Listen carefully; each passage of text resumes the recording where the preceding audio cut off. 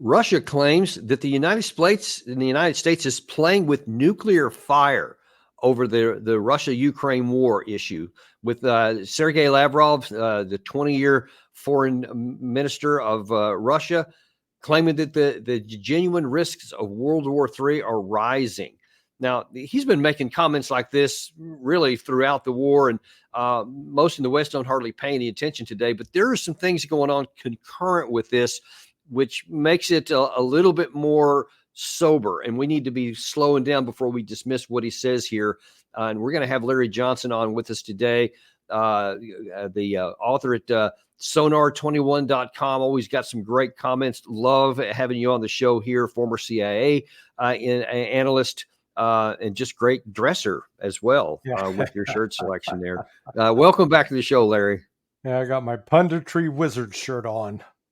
Wow. If you put those on sale, let me know, because I'd like to have one. I think I want to be a punditry wizard as well, but you're going to need it today. And it's good that you do, because I really think that things are starting to pick up steam. And we had Alexander Mercurius on earlier today on one of our shows, and he's his training has been a lawyer in the past in the UK. And he says some of his lawyer senses are kind of telling him that things seem to be fundamentally different for a number of reasons. Some negative on the Ukraine side, some positive on the Russian side. That's all together swirling, with comments like what Lavrov made today that concern him that something big is coming afoot. Before we even get into some of the details, I just wonder what your sensing is from where things are going in the war. Yeah, it's going badly for Ukraine, and as it worsens for Ukraine's situation, the rhetoric in the West and the proposed actions in the West, not just in Ukraine, become more extreme and more unhinged. Is probably the best way to describe it. And so the latest development we have is Ukraine's announcing that they've developed a new drone. Now, what this drone is, it's a middle range cruise missile that can go out about 700 kilometers reportedly. I guarantee you, I'd take bets. Ukraine didn't develop that. That was developed by something like the CIA Skunk Works. Only it gets, I call it's the transgender cruise missile. It gets to dress up and self-identify as Ukrainian, okay? But it's not actually Ukrainian. But by saying that it's Ukrainian and the Ukrainians launch it, the West thinks, oh, therefore our hands are clean. Russia can't blame us for striking Moscow or striking someplace to the east of Moscow. Well, that line has already been crossed, and that's what Lavrov is reacting to. They've seen once you show up inside Russia with German tanks, with swastikas on those tanks, with foreign military personnel, not just Ukrainians, but Poles and Germans and Brits. All of a sudden, it's now a new phase of this war, and so they're absolutely lining up to deliver a death blow to Ukraine, because they've made it clear Ukraine is not going to survive as a nation now. They are going to take Ukraine apart. Before, they were willing to let Ukraine stay in place, have a government and all that. No, that's over. Now, we have people in the West that think about this in similar terms to what General Ben Hodges, we had him on our clip of him on our show a couple of days ago. And he's doing linear math and thinking that because basically the way things have been is the way things are going to be. And so they're thinking, okay, Russia's been at this huge military power for 2.5 years over this little bitty country of Ukraine. They haven't been able to quell them, even over the last 6 months, which he specified from Avdiivka to the current front location in the Pokrovsk front is about 50 kilometers. And he says that's hardly anything. And so it's going to be another 5 months or 6 months before they get another 50 kilometers if they get that. So we've got time to mess around and do stuff like this Kursk offensive, which has strategic value, so-called, for the Ukraine side. But I think that you have a different view on what has happened before. And so let me put this in the form of a question. So what Hodges identified there, lots of people identified. In fact, I mean, you look at a map and it's accurate. That is how long it took to go that amount of space. And so it has been 2.5 years. And so the belief is, this idea that suddenly they're going to go on this big rampage and take these major cities of Odessa or Kharkiv and certainly Kiev is just fantasy, just like it was at the beginning. But you say it's not fantasy. And why is that? So let's make this a very simple question. How many Iraqi civilians did we kill in that short period that we were in Iraq in that first month of invasion? We killed quite a few. How many Ukrainian civilians have the Russians killed over the course of the last 2.5 years? Very few. You know why we know it's very few? Because if it was a lot, their pictures would be on the front pages of every Ukrainian newspaper, every Western newspaper. We'd be hearing nothing about but how Russia's slaughtering Ukrainian civilians. But the fact of the matter is, Russia has been taking such pains to avoid killing Ukrainian civilians. That's why they have proceeded slowly. Now what's happened? We've learned in the last 48 hours, the military governor of the Donbass has actually ordered a mass evacuation of civilians. And they're ordering them out, which actually helps the Russians, because we've already seen in the last 72 hours, the Russians have taken several towns almost intact because the Ukrainians aren't stopping and fighting it street by street. And so what we're seeing is a dramatic acceleration of this. And then sort of the cherry on top, which I couldn't believe when I read this today, General Syrskyi, the chief, the head military guy in Ukraine, he was lying. He was saying, "Oh yeah, we're continuing to make advances in Kursk, but we're really facing a tough time down in Pokrovsk in the Donbass, and that's because the Russians outnumber us. But our operation up north succeeded because our goal," and he said this, "our goal was to force the Russians to shift troops from the Donbass to Kursk." And you're going, okay, wait a second, man. You've done so many backflips in this paragraph that you've spoken. On the one hand, you said that you forced 30,000 Russian troops from the Donbass to go north, and yet the Russians are kicking your butt dramatically so that you say you're in trouble. Which is it? Well, he's lying. Yeah, their goal was to try to force the Russians to divert troops. The Russians had plenty of reserves. They poured reserves in that they had positioned up in Belarus and other places. At the same time, they continued to pour forces into the Donbass, and the Ukrainians can't match them. Why? Because they withdrew some of their best units from the Donbass and moved them up north. So we've seen an acceleration over the last really 3 to 4 weeks of Russian movements to the west. They're not being stopped. And already the Ukrainians are reporting they don't even have time to stop and dig defensive trenches, and they don't have good terrain where they can do that. And their claims that they're on the advance in Kursk is nonsense. Yeah, and in fact, Gary, if you can bring up that comparison map that I have up here, this is from the Institute for the Study of War. On the left side here, this is what their position was on the 16th of August, and the one on the right there is the one as of yesterday. And all the blue thatched area is the Russian territory where the Ukraine side has forces. What you can see is that they're almost identical. There's a little bit more progress on the right after 10 days than the one on the left. But in the last several days, actually the Ukraine side has lost a handful of these little settlements, whatever, where they've been trying to push Russia. They've gained a couple, but they've lost a couple. So the net is nearly no change at all.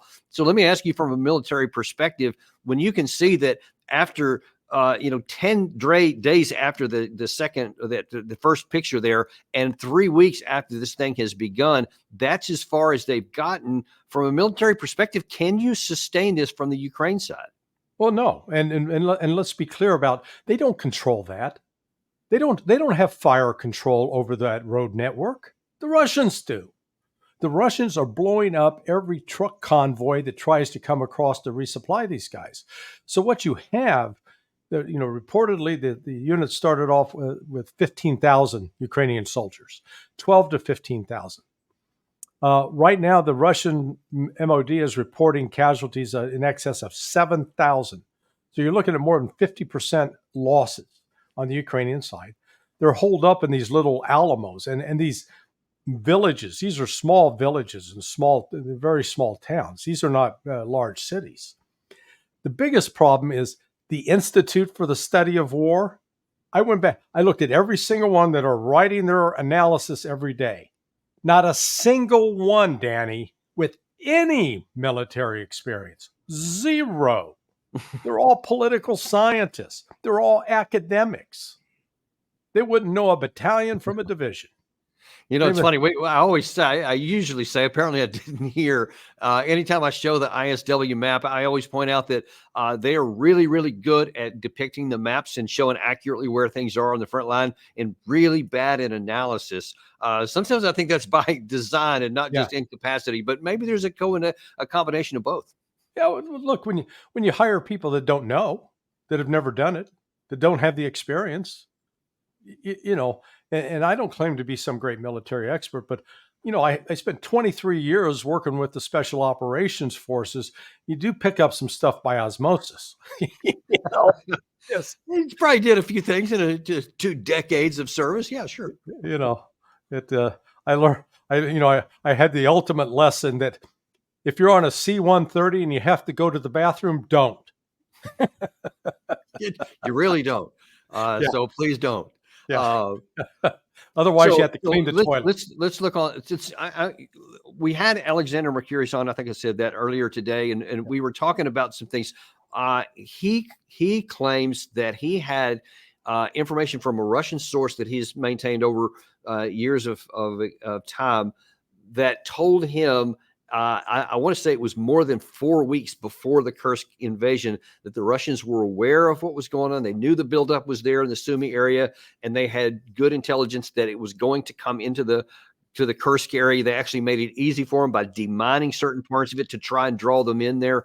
Whether that was true or not, or whether they really did, or whether Ukraine genuinely surprised them, as the claim is, almost at this point, it doesn't matter, because when you look at that map that I was showing you just a second ago, you can see that especially on the left and the right flanks, the Ukraine side has not been able to expand it. What little they had was basically forward, but they have not been able to expand it. And they continue to have to send in all these reinforcements just to maintain it, especially in light of the casualty rate that you cited there. Here's the big question. They will be coming to the point at some point very soon, if they're not already there, where they're going to have to calculate, okay, looking behind them, I don't have another 20,000 people just lined up in trucks ready to go. And if you don't have enough to sustain what's in there, then you're going to be forced to either withdraw the whole thing and keep what you have, keep the troops that you have so you can use them elsewhere, or you're going to keep the fiction going as long as you can, and then you may lose them all. How do you see that playing out? Yeah, well, I think they're dead men walking, regardless of which path they choose, because if they stay in position where they are, there is the question of resupply, because it's not like you've got trucks or trains running back and forth from Ukraine into Russia now, bringing these guys, water and ammunition and food. So where are they getting that?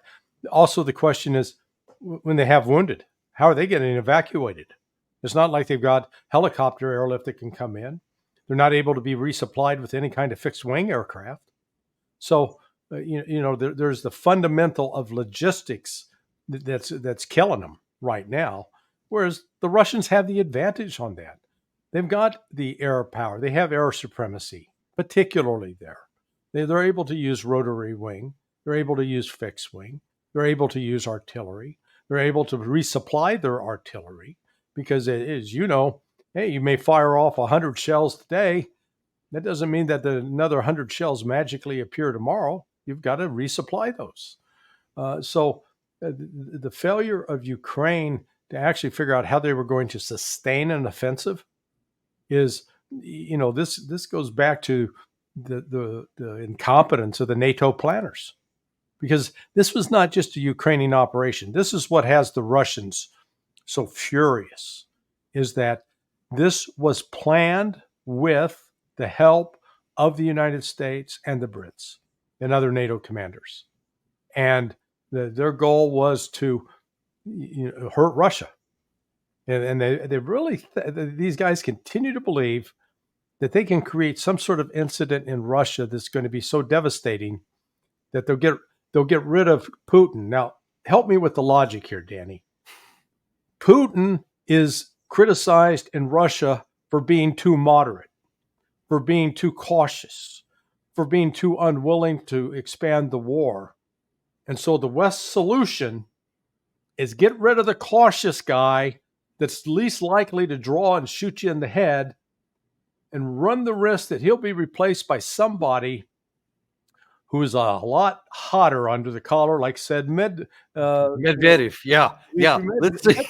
I doubt the West would be a lot happier with Medvedev with a finger on the button as opposed to the cautious and methodical Putin. Yeah. So what the hell are they thinking? Well, here's part of what they're thinking. You said the word at the top of the show here, which is going to be playing as a theme throughout the rest of the show, unfortunately, and that is some delusional thinking in Kiev and in Washington and Brussels and several other capitals in the West. So I'm going to show you a pattern that's going to start here. I'm going to show you here a clip from Zelensky on the 13th of August. So it's 3 days before that first picture on the left there that I showed you of the map where Ukraine had gotten into. And he gave his assessment of where Ukraine was on that day. Today, there have already been several reports from Commander-in-Chief Syrskyi about the situation on the front and in the areas of our operation in the Kursk region. We are expanding the area of active operations. The Commander-in-Chief reported that our forces control 74 settlements in the Kursk region. Special attention is paid to the Kursk region, and thus to the protection of all our border communities nearby. The more the Russian military presence in the border area is destroyed, the closer peace and real security will be for our country. Okay, so now, before I even go on to what's next, I mean, just on the surface of it there, you're talking about that was barely a week into the offensive operation. You have the country of Russia, and then you have whatever it was, 12 to 15,000 Ukrainian forces had punched a hole in a little piece of one of the oblasts here. And he's talking about the destruction of Russia leading to peace and security for his country. On the surface of it, you got to be thinking, what the heck did he just say? Yeah. Well, he didn't get the reputation for being the cocaine cowboy for nothing, which does clearly affect his judgment. It is when you get detached from reality, but this is not unprecedented in history. We've seen at least the historical accounts about Hitler's final days in the bunker, that he was equally out of touch with reality. He was moving imaginary armies around and ordering people to do things that they couldn't do. And what we're witnessing is Zelensky is replicating some of that same scenario, where he's insisting that there's victories where there are no victories, and that anybody with an honest appraisal of military capability would step in and say, whoa, this is a bad situation. You don't want to be in this. And, unfortunately, as because I've been watching you over the last couple of days as well, and you've got ample examples of U.S. so-called military experts saying the stupidest, most ignorant things.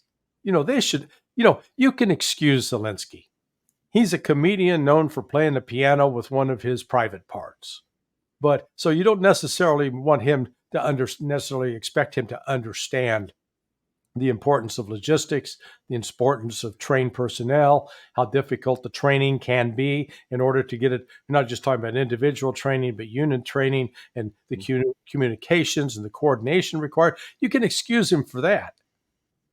But Hodges, Petraeus, Stavridis, let's go down the list. Yeah. What's their damn excuse? Yeah, incompetence.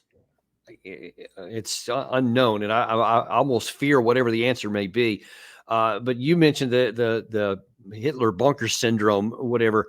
Okay, so that was the 13th of August. Now then, you see that from that same time until now, there's been almost no forward movement, just a little bit here and there on the margins of it, but the casualty counts continue to just skyrocket by the day. In light of the time between that, this was reported today, that just this afternoon, that Zelensky is planning to present the U.S. with a victory plan in September. And the article goes on to tell that he apparently has a meeting set up with Biden and with Kamala Harris, and he's planning to go and visit Trump while he's there as well.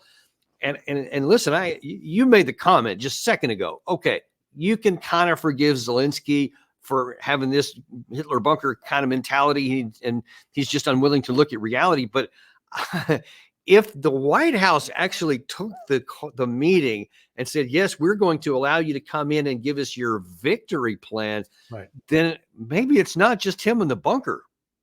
Oh yeah, no, listen, he's being enabled both by military and or CIA, or a combination of the two, and not just on the U.S. side, on the British side as well.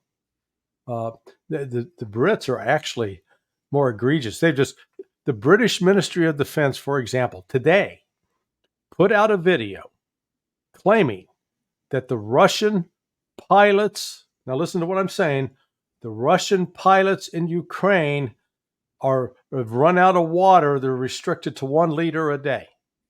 Okay? And they put that out on a video as their claim, that the Russian logistics are so bad that Russian pilots in Ukraine. Now, last I checked, Russia's flying out of their fields in Russia, not in Ukraine. What the hell are they talking about? Yeah. Most of those are like 40, 50 miles from the line of contact. So they rarely get up there. I don't. Yeah. I mean, so it's clumsy. It's stupid. It reflects sloppiness. I mean, my God, if you're going to produce propaganda, at least do a good job at it. You know, don't make it like a B movie. Okay. Help me figure something out here. Now, even delusion, in terms of this kind of thing, is still, you have to have some kind of connection to reality if you want to stay in power. And I'm talking about heading into an election here. It seems like the Biden-Harris White House would not want to be saying, yeah, let the guy come over in September and talk about his victory plan, when you see that they're especially because of what's happening in the Kursk area, with the diversion of the very limited resources that they had, the East is starting to buckle around Pokrovsk and several other places. I think you just mentioned there's some entire villages are falling in a day now that had been taken for a lot longer than that. And there is no rational path whatsoever for even to hang on to what they've got, much less to have a victory plan when you see your last big offensive push is just being eaten in Kursk right now. So the White House has to go, wait a minute, we don't want to continue to be seen as this, because, I mean, if this thing starts to fall apart before November, and that's a long time from now in certain respects, then they look really stupid. So what's the play here? Yeah, well, nobody's in charge. That's part of the problem. You know, nobody, remember we used the analogy, you're sitting on that airplane, got an aisle seat, you look up the aisle into the cockpit, nobody's flying the plane. There's no pilot in the seat. And you're going, oh my God, who's flying this? That's our problem right now. And, you've had other couple of developments in the last 2 days as well, that in that rocket missile barrage that the Russians fired into all across Ukraine. Yeah. They apparently destroyed at least 2 F-16s that were in hangar that had been brought into the country. Then on top of it, the Ukrainians are now out saying the reason their offensive failed in Kursk, because you do have Ukrainian military officers saying this now, and they're saying it to the Ukrainian press. The reason it failed, it was Elon Musk's fault, because Starlink, they got in there and Starlink went down. They didn't have comms. Well, let me suggest an alternative of what might have happened. Russia has this thing called electronic warfare. In fact, Russia's already demonstrated over the last 6 months that they can actually turn off Starlink if they want. Apparently they wanted to that day. They turned it off in Kursk, left those guys blind in communications. And it seems, well, now, if that's true, why does Russia allow Starlink to exist? Well, they get to intercept those comms. They figured out how to intercept. It's a good source of intelligence. Why turn off the intelligence and blind yourself? You only turn it off when you need to screw up with the Ukrainian operations, which apparently is exactly what happened. So, and it goes back to what your conversation with Alexander Mikiros about his source. I do know who his source is, and his source is solid. And what you had was a combination of that some people within the Ministry of Defense did not take the warnings sufficiently serious to ensure that preparation was made, while others in the Stavka, the defense staff, did take proactive measures to start moving troops into position so that when it did hit, they were in a position to envelop and suck them in. So it was a good news, bad news. It wasn't some clever, crafty plot. But when you put all that together, it's not going in Ukraine's direction, and they don't have anybody to reverse this.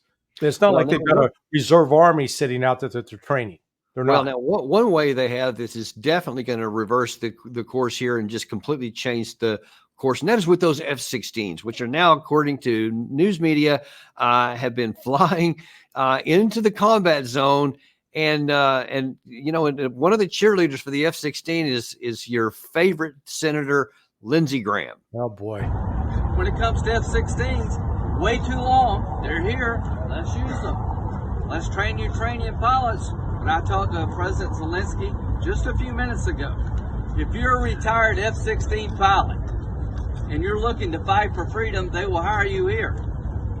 They're going to look throughout NATO nations for willing fighter pilots who are retired to come help them until they can get their pilots trained.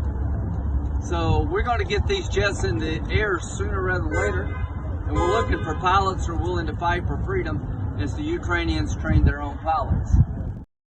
Okay, before we look at the influence of the F-16s on the tactical battlefield, I just got to be thinking he's putting out like an Indeed want ad or something like that, and saying, "Hey, money's really good here, but you're probably going to die." So who doesn't want to come and take that job? Well, plus he's conceding that the U.S. plan, the U.S. program to train Ukrainian pilots has failed. Because if the program to train Ukrainian pilots had succeeded, and it's not just the U.S. plan, it was overall with NATO, if that plan had succeeded, he wouldn't be pleading for more pilots to come in and fly the things. But they're now admitting that whatever money was spent on training those pilots, you might as well have piled it in your front yard and set it on fire because it's no use. And you're exactly right. What any pilot that knows how to fly an F-16 that would think this is a good deal, boy, you'd want to get the psychiatrist in talking to them first and foremost, because something's not connected properly upstairs if they're thinking that way. But yeah, now let's actually look though that so it's.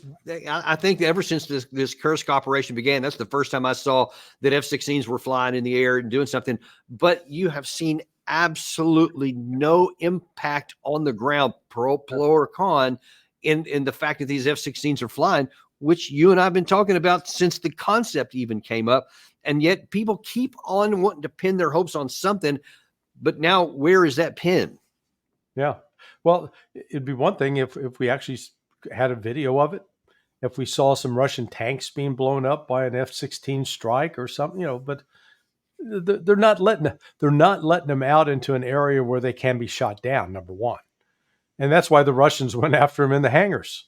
And apparently there was one of the Ukrainian pilots that had been trained was already dead.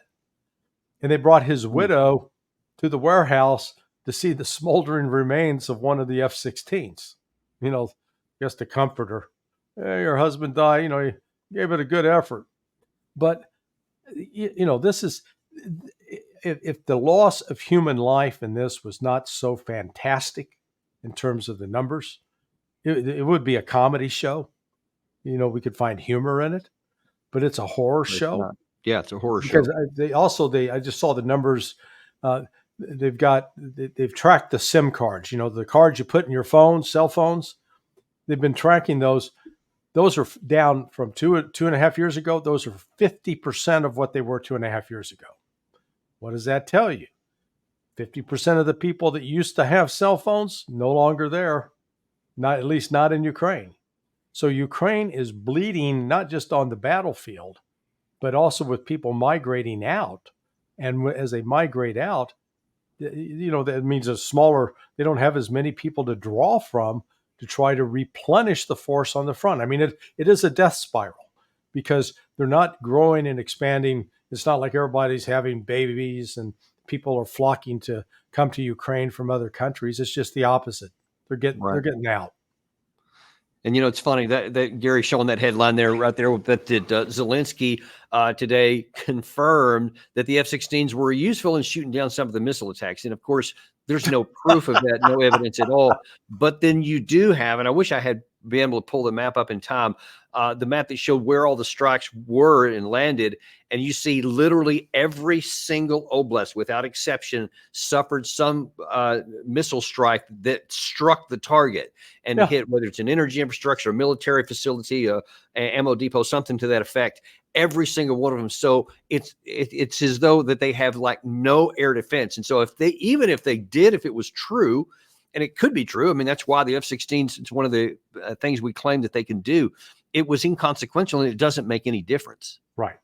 Yeah. I mean, this is, you've got to say who has the military force, who's got the bodies, who's got the productive capability, who's got the industry that can sustain the operations. Well, that's Russia now.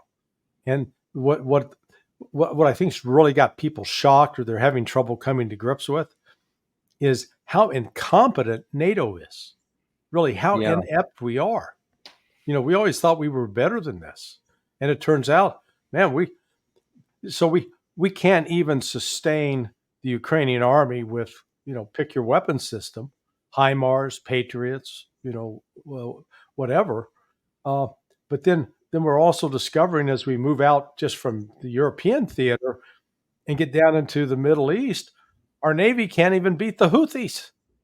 So it's like, we're spending almost $900 billion on a Department of Defense that can't beat Russia and can't beat the Houthis.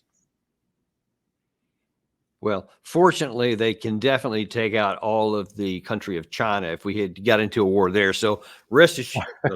Anyway, I shouldn't joke about stuff like that. But okay, if the F-16s aren't going to turn it around, then you know what will? Long-range fires. What we need is a little more of them. And so Zelensky went out today and asked for more of those. The aftermath of the Russian strike is still being dealt with. In total, there were more than 120 missiles of various types and over 100 Shade drones. The missiles were launched from various locations, including the airspace over Kursk and Belgorod regions, other Russia's border areas, the Black Sea, and the territory of our occupied Crimea. Each of these strikes repeatedly brings us back to the task of long-range capabilities, the need to provide our defense forces with enough long-range weapons that can destroy terrorists exactly in the areas of their strikes. This is the optimal counterterrorism tactic, one that every partner of ours has the right to and would undoubtedly use to protect themselves. Okay, so we already know, because we've talked about this several times, that even if you used long range, even if the United States said, you know what, every HIMARS long range we have, we're going to give every Storm Shadow missile from London that they have, they're going to roll into there. I mean, it's not going to make any difference in the war, because even if whatever gets through, some would, because that's just how the system works. It's going to hurt Russia. It's going to cause some damage here. But Russia does have a lot of air defense systems on its side. So it would still shoot down a lot. But you see that even on the Ukraine side, even with all of these shots that are going in all the time, with almost the air defense depleted, it still doesn't knock them out of the war. So it's not going to do the same thing to the much, much larger Russian Federation that does have air defense and they have their stuff spread out and all that kind of stuff. But there is a second issue besides the tactical utility or not of the weapons, and that is the reactions by the Russian side to the use of those weapons. I wonder if you could talk about that. Well, it's going to expand the war.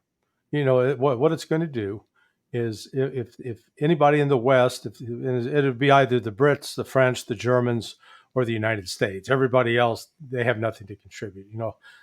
There's not some special Spanish missile or the Italian missile. No, that's not going to happen.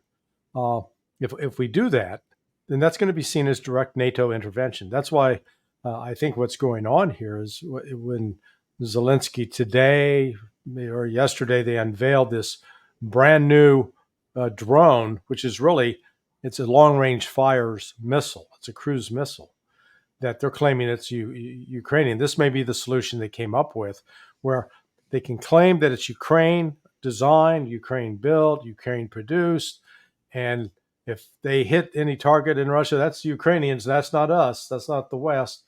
Where in fact we've been enabling it, completely enabling it, and Russia's at the point now where I wouldn't rule out the likelihood, without anything else happening, that they will hit bases in Poland and in Romania, just in order to take out military capabilities. Now, they'll be careful to ensure that they hit a military target and that they try to destroy a bunker, a warehouse, a storage facility, or a particular weapon system. But they're not just going to, go out and run the risk of killing civilians. But now even if they were careful and succeeded, that's a whole different line that's being crossed, because now then you have almost the definition of an Article 5 event that needs to be addressed. So how would Russia deal with that? Well, so Poland and Romania then have to go to their parliament and get them to vote. Say, yeah, we want to go to war with Russia. Let's everybody say, yay. They'll all of a sudden realize at that point they're not ready to fight. The United States is not ready. We do not have the logistics capability to sustain combat. We've already seen this. It's unrelated to the ground war, but it's part of the broader picture. Navy announced, we're going to have to decommission 17 ships because we don't have enough personnel to staff them. So, despite all this money that's been tossed at the Pentagon, that when it comes time to actually put troops out in the field and sustain them, it's one thing to get them there, but then it's another thing to sustain them in theater, and to sustain in theater at a level of combat that's what they've witnessed taking place between Ukraine and Russia over the past 2 years. We can't do that.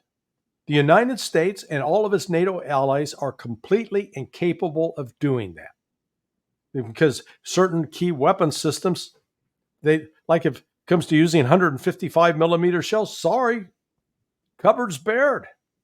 And ditto with Patriot missile batteries. Yeah, that's the one thing. We apparently we do still have a wartime stock of 155, and we're ramping up the sustainment, but it's years away from actually being able to sustain a war. But the interceptor missiles and the Patriot anti-air missiles, et cetera, those are even more rare, even in our own stockpiles. And that's why we're starting to be given less and less, and have been willing to give less to the Ukraine side, because we might need to have them. But even if we didn't and literally unloaded all of them, we don't have that many. Well, so Russia reportedly fired the other day about 300 drones and missiles.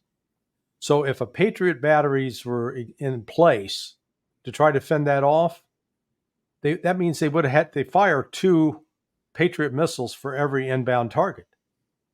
That means they would have had to fire 600 of those in one day. Lockheed Martin in an entire year produces 550. Yeah. So I'm not a math genius, but I can figure out that kind of addition and subtraction. It don't add up. Yeah. And of course, what we know for sure is that because the system is already so depleted that they didn't even have one-to-one attack on a lot of these. I don't know if he has it handy, but Gary showed one of our previous shows a day or two ago from this strike. And you see, I think it's 3 slow-moving Russian missiles in a row in Kiev, just gliding into the target uninhibited. Right. They weren't able to shoot down any of those. And I'm thinking, man, if that's what happens in the capital city, what in the world is happening in these outlying places? They don't have anything out there. Yeah, no, exactly right. And that it underscores that also with the Russian tactics, a lot of times they'll send the drones out first, as they use them like pawns in a chess match. Yeah. Put them out there, eat up our pawns. And then they come roaring in with that's the the one right there bishops, that Gary's showing. knights, and rooks, and really deliver some blows. And they've also they're basically turning off all of the electricity in across Ukraine, and it's just the combination of that. When winter comes on this year, Yeah. they're in trouble because it's not just the electricity; it's apparently the ability even to get water into the cities. Yeah, those missiles that Gary's showing right there, that's the ones that we're talking about. You just see them, 3 or 4 of them, one right after the other, with nobody knocking them down.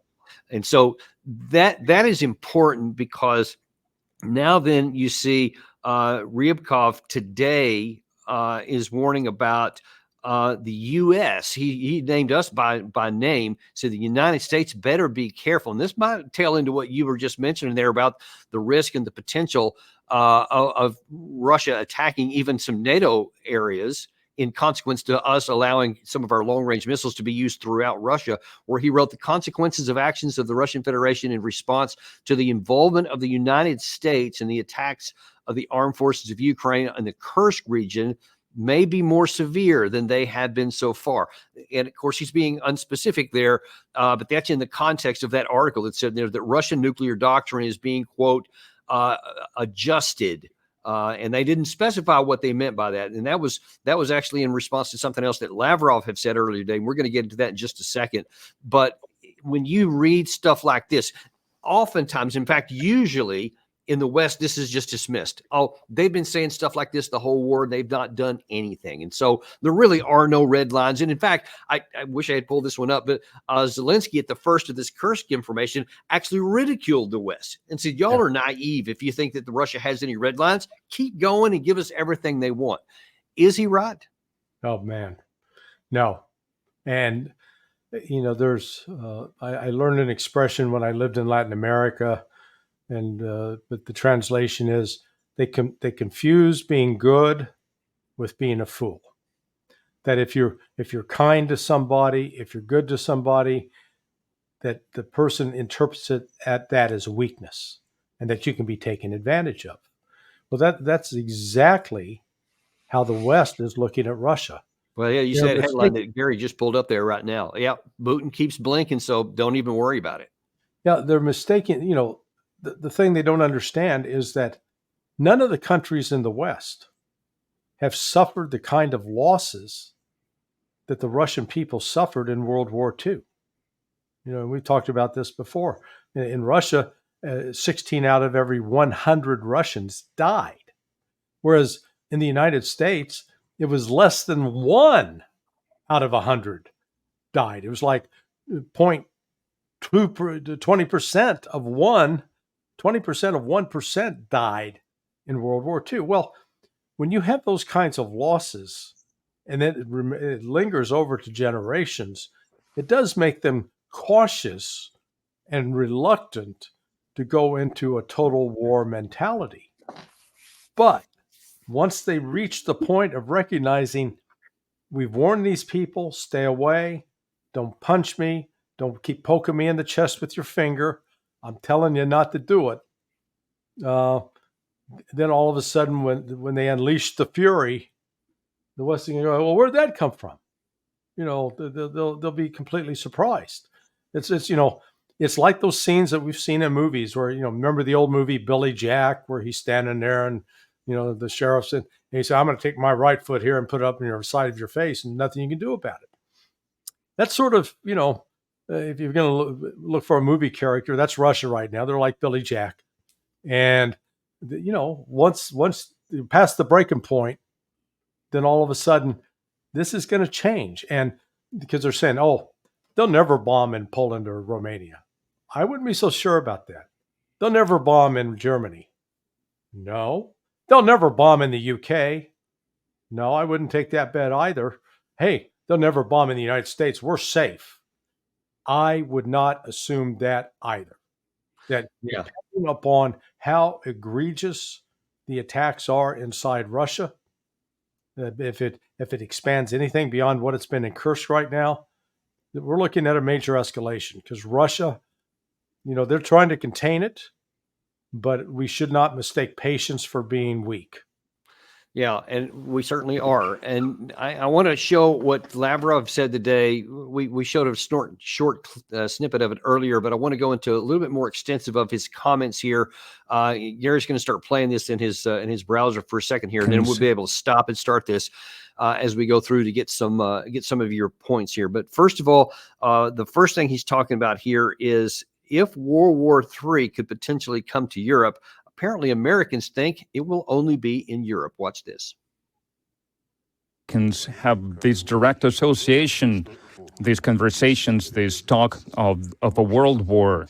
They think that if this happens, it would only concern Europe, which is a very showing thing that reflects the mentality of those geopolitical strategists in the U.S., because they are confident that they will just be safe across the ocean. And in this situation, one has to understand that we have our own doctrine, a doctrine of using nuclear weapons, among other things. Gary, and we are there for a second.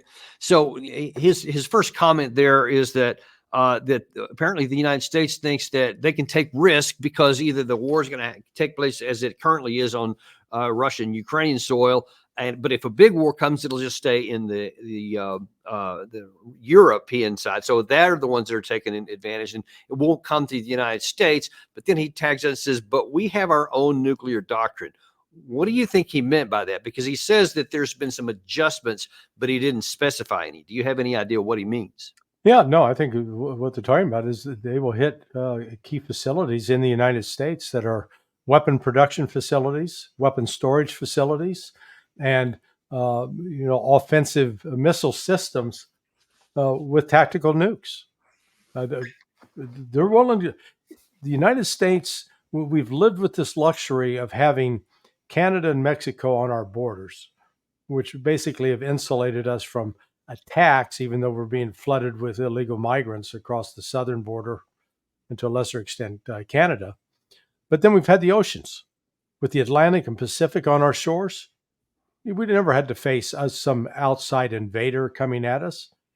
But now the Russians with submarines and with a host of missile systems that can be launched out of Russia, the United States is quite vulnerable, and does not have an air defense system, an anti-ballistic missile defense system, to fend those off, whereas Russia does. And the other point, Danny, is as you've noted, this wasn't just Lavrov saying this. You also had Rybkov, who's the deputy in it. He was sending out the same message.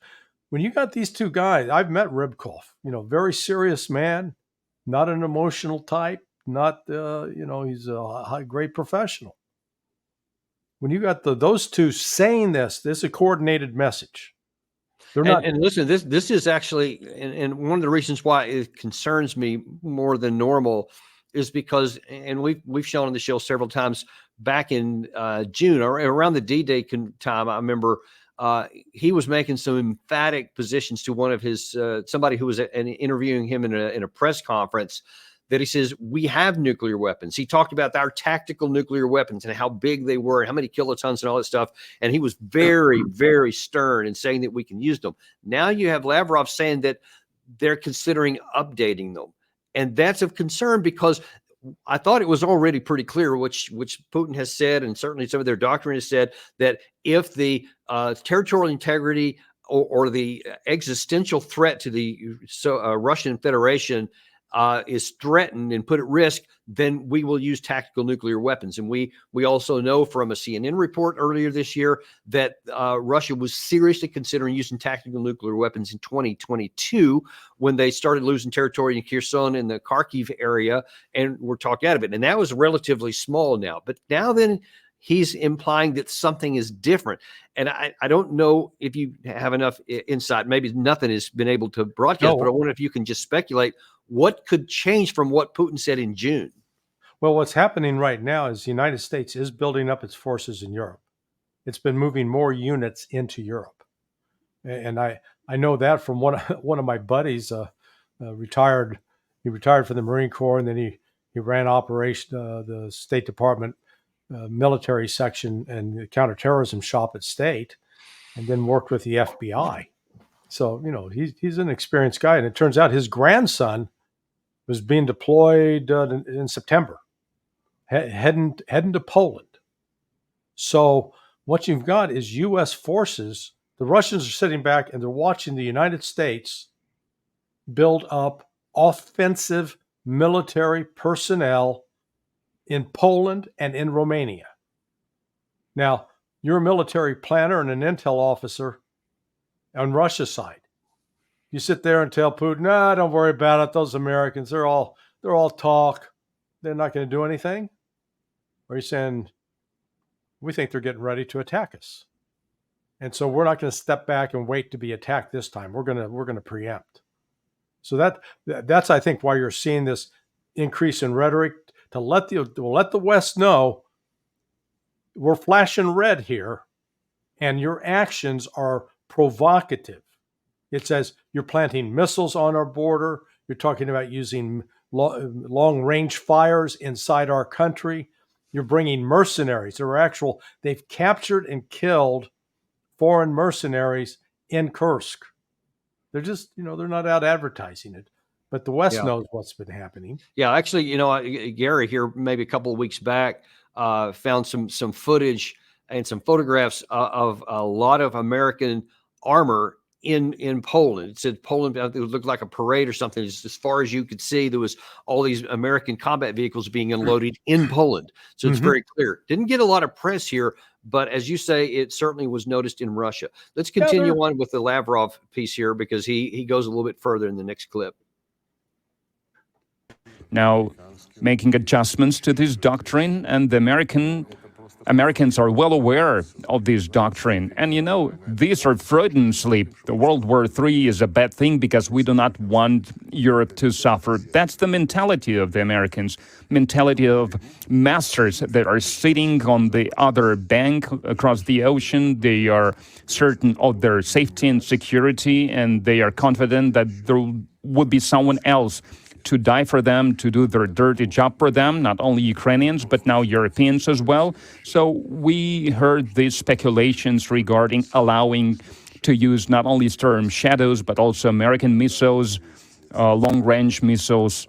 And in Washington, an anonymous source said that there is an ongoing effort, that they are looking into a request from Ukraine in a positive light. I do not want to add anything to that.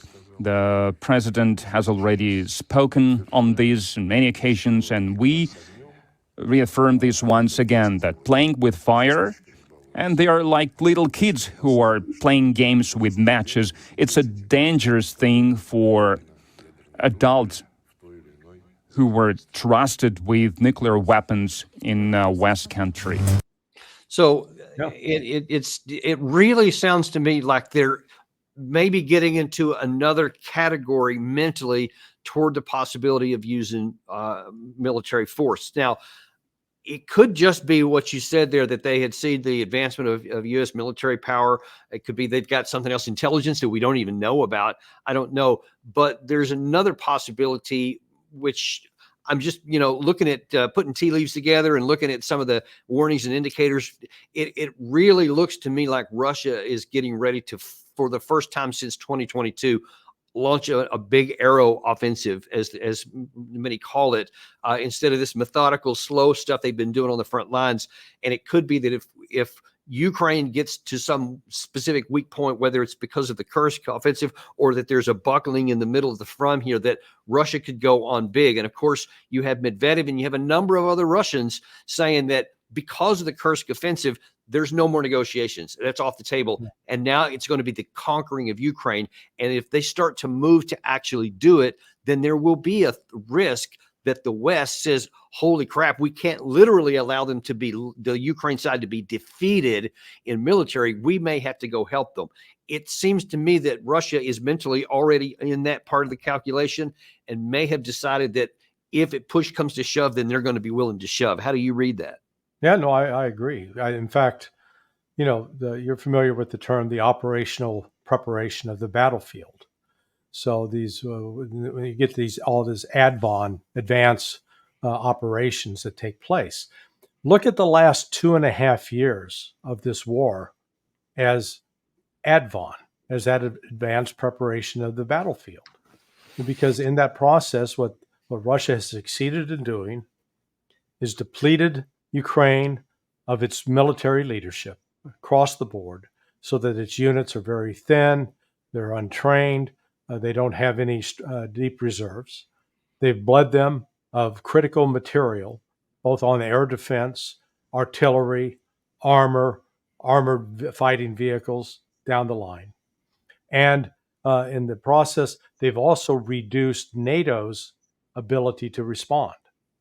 So now the environment is prepared that a big aerial offensive could make a lot of sense because you're not going to risk massive casualties because the ability of Ukraine and the West to fight back right now is minimal, it has been reduced. It's not saying it's eliminated. But within that, as Lavrov is making real clear, we don't have to pull up an interpreter to figure this out, that if the United States thinks that it can get into a war with Russia and that the United States is not going to get hit, they better go back and reread history because we will get hit. Russia's not going to let us go this time. We're not going to just let all the fighting and dying and bleeding take place in Europe. That's his message loud and clear. And, I don't think there's any politician over here paying attention to it. Now, correct me if I'm wrong, Larry.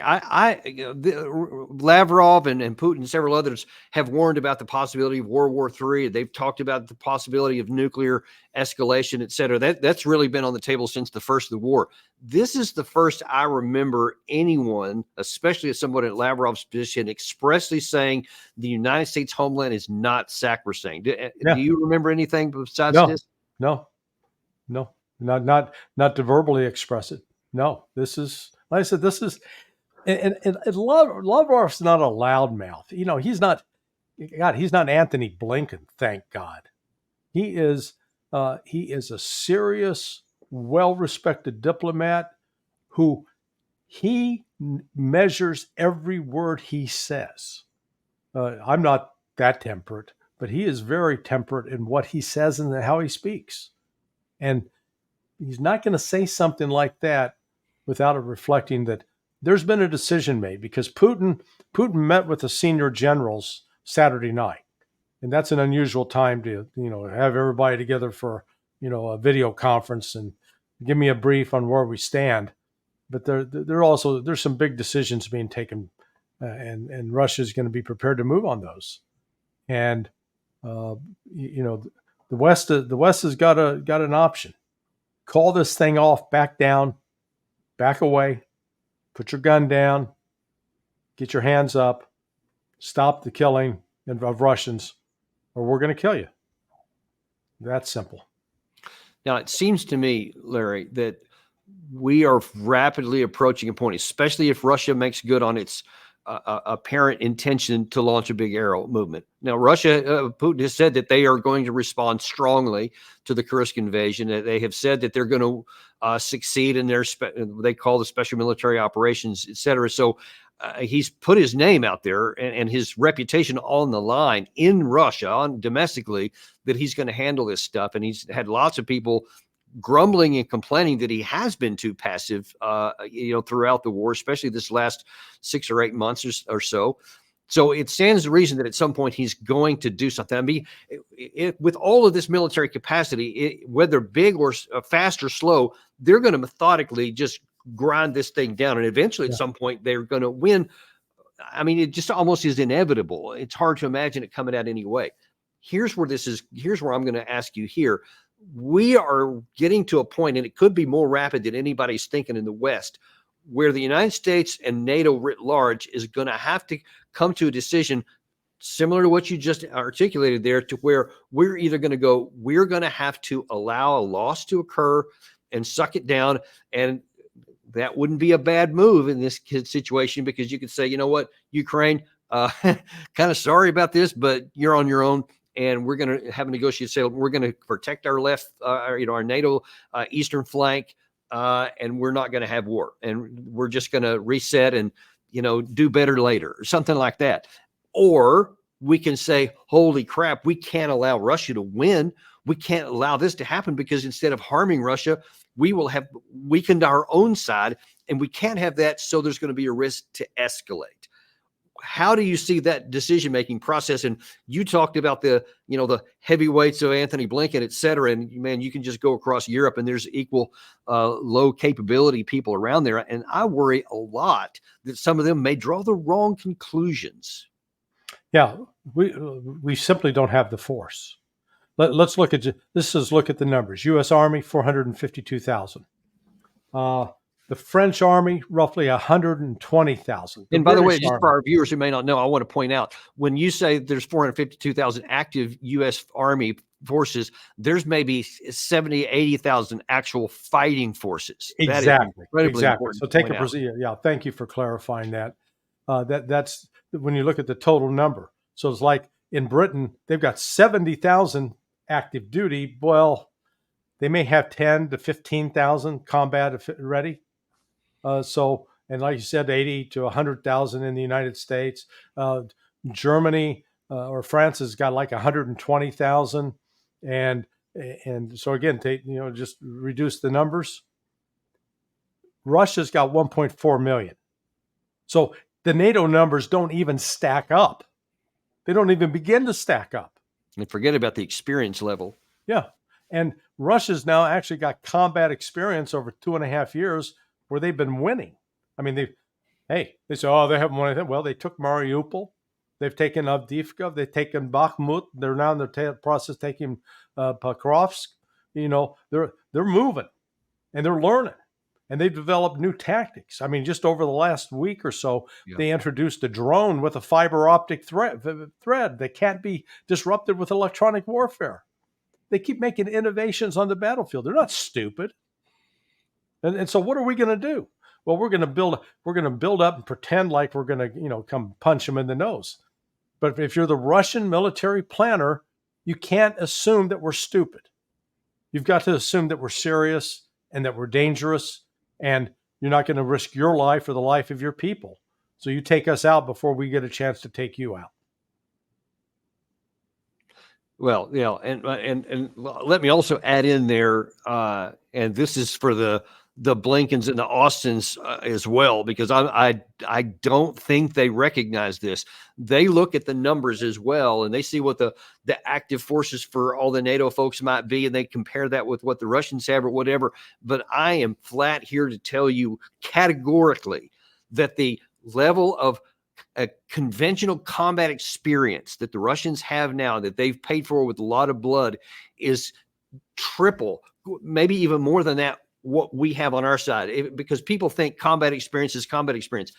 Only if you haven't done it. If you don't know the difference, I can assure you that the combat experience we have in counterinsurgency and in Iraq and in Afghanistan and Libya and Somalia and all these kind of places isn't even useful at all. It's like having none in comparison to having these large operations here. And I can also tell you from what I have seen, from what I personally know, how a mechanized unit, Bradleys and tanks and stuff, how we operate, how we've trained, and how the war is actually being fought is radically different. If we go in right now, even if we've been to the NTC and these other places with some changes, and we've been talking about drones, but we've never lived it, and we've never seen all this heavy artillery bombardment or the missile strikes that come in or the electronic warfare stuff that the Russians have, we would get crushed in the first battles. And anybody who thinks differently is looking through the lens of their rose-colored glasses, because I promise you, as much as I love my country and love the soldiers who are wearing the uniform that I once wore, and I do not want them to go into that kind of battle, if our people send us into that battle,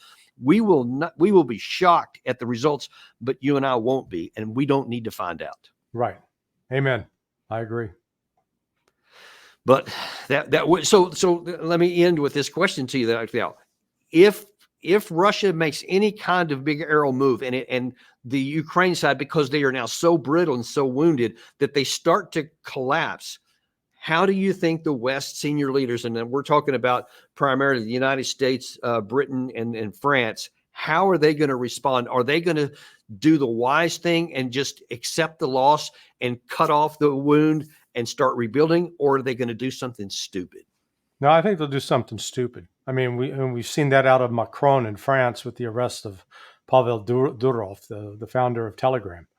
The West is going to react emotionally. They're not going to react intelligently. You need people that are thinking with the brain, not with the heart. These people are all about emotion, unfortunately. Well, that's not very encouraging. Sorry about that. Not that I can disagree with any of it, but I mean, it sounded like I knew the answer already, but I was thinking, but you're a smart guy. And so you know more people than I do. So maybe okay, but you didn't. But anyway, well, I'm with you, Danny. I'm with you, man.